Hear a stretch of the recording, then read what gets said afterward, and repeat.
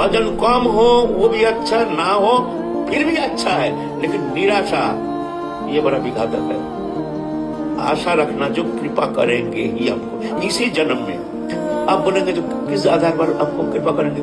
हमारा संस्कार है नहीं, हमारे भीतर अभी भी बहुत पाप वासना भोग वृत्ति।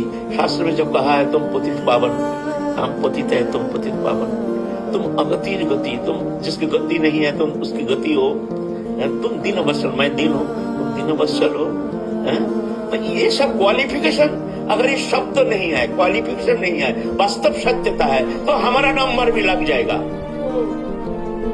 हमारा नंबर भी लग जाएगा, लगना चाहिए। अगर शास्त्र सत्य है, वचन सत्य है, तो फिर हमारा नंबर लगना चाहिए। क्यों नहीं मिलेंगे? तुम्हारी कृपा पे बल पर, हमारे साधन नहीं, हमारी स्वीकृति नहीं, और उससे भी बड़ी बात है तुम हमारे सबसे प्रियतम, सबसे निकटतम।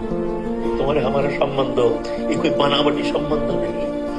आज हम दुर्भाग्यवश संसार चक्र में घूम रहे हैं, लेकिन ये तो नहीं, संबंध तो हमारा नित्य सत्य सनातन संबंध, सबसे प्रियतम।